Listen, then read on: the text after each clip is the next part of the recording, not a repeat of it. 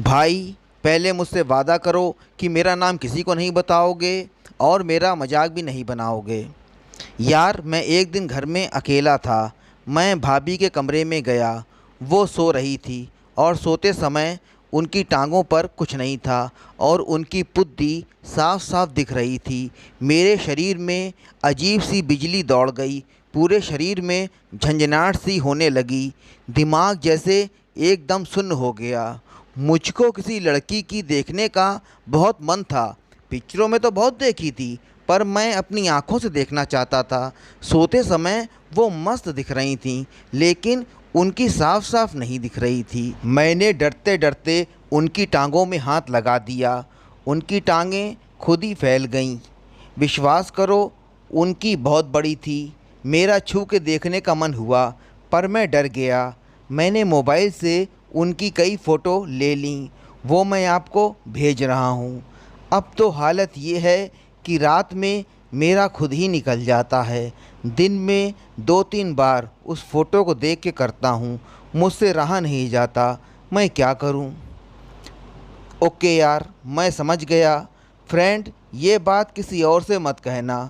तुम्हारा शरीर कितना तड़प रहा है, तुम क्या फ़ील कर रहे हो, तुम्हारी उम्र क्या है, कोई ये बात नहीं समझेगा, बल्कि उल्टा तुम्हें प्रवचन देने लगेगा। तुम उसकी नज़रों में भी गिर जाओगे। फ्रेंड, भाभी को पटाना मैं बुरा नहीं मानता।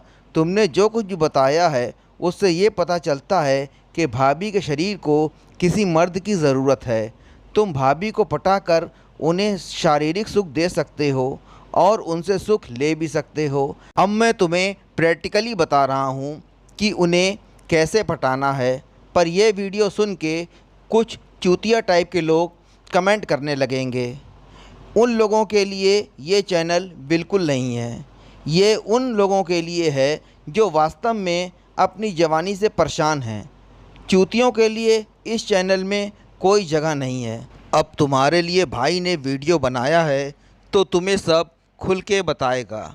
तुम भाभी के सामने ऐसा कोई हॉट वीडियो देखना जिसमें लड़की की साफ साफ बड़ी दिखाई दे रही हो।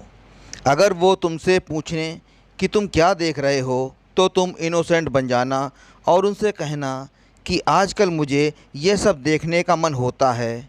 भाई, तुम्हारी कोशिश ये होनी चाहिए कि तुम्हारा प्राइवेट पार्ट भाभी को दिखाई पड़े, क्योंकि तुम्हें पता है कि भाभी की भी बड़ी है। तो तुम उनसे कहना कि जैसे हम लड़कों का तन जाता है, वैसे क्या लड़कियों के साथ भी होता है। जो इस वीडियो में लड़की दिख रही है, उसकी देखिए कितनी बड़ी है। मैं तो छोटी समझता था। अगर तुम्हारी बातें सुनकर भाभी की बातों में आलस आने लगे, तो तुम समझ जाना कि तुम्हारी बातों का असर उन पर हो रहा है। पर ऐसा उसी दिन करना जब घर में कोई ना हो। तुम्हारी बातें सुनकर भाभी तुमसे दूर जाने की कोशिश करेंगी, पर तुम उनके और करीब आ जाना। 5-6 मिनट तक ऐसी बातें करते रहना, ताकि वो पूरी तरह से जोश में आ जाएं। उनके शरीर का हर भाग तन जाए, जैसे कि तुम्हारा तना हुआ है। इसके बाद तुमने जो फ़ोटो खींची है, वो उन्हें दिखा देना। वो आश्चर्य से तुम्हारी तरफ देखेंगी। जब वो पहली फ़ोटो देख रही हों, तो तुम उनके गुब्बारे हल्के हल्के दबाने लगना। इस पर हो सकता हो वो तुम पर गुस्सा करने का ड्रामा करें, क्योंकि उन्हें इसकी उम्मीद नहीं होगी। तुमसे ये कहें कि देवर जी, ये क्या कर रहे हो, मैं तो तुम्हारे इसके समान हूँ, उसके समान हूँ, कोई देख लेगा, सबको पता चल जाएगा तो क्या होगा। ऐसे बहुत से प्रवचन वो दे सकती हैं, पर तुम जो कर रहे हो उसी काम को धीमे धीमे बढ़ाते रहना। इसके बाद वो तुम्हारे सामने खड़ी हो जाएंगी और उनकी टांगें भी थोड़ी चौड़ी हो जाएंगी। फिर वो तुमसे कहेंगी कि चलिए कहीं बैठकर बात करते हैं। अब तुम उनका धीरे धीरे विश्वास जीतना। उनसे कहना कि भाभी, हम लोगों के बीच में जो कुछ भी होगा वो किसी को पता नहीं चलेगा। वो हो सकता हो और संभलने की कोशिश करें, और तुमसे थोड़ा गुस्से में कहें कि अपना हाथ हटाओ देवर जी। अब तुम उनसे साफ साफ सख्ती से कह देना कि भाभी ये हाथ अब नहीं हटेगा, ये तो तुम्हें ज़िंदगी भर के लिए पकड़ना ही पड़ेगा। इसके बाद तुम उनके ऊपर के गुब्बारे छोड़कर नीचे के होंठों को डायरेक्ट पकड़ लेना। उन्हें हल्का सा झटका लगेगा। अब तुम उनके नीचे के गीले गीले होंठों पे उंगली डालकर सहलाने लगना। वो बेचैन होके तुम्हें हटाने की पूरी कोशिश करेंगी, पर तुम एक भी मत बात सुनना और पूरी तरह उन पे हावी हो जाना। कम से कम 2-3 मिनट तक वो ये कोशिश करेंगी, पर तुम अपना काम तेज़ तेज़ जारी रखना। इसके बाद तुम देखोगे कि उनका निकलना शुरू हो जाएगा।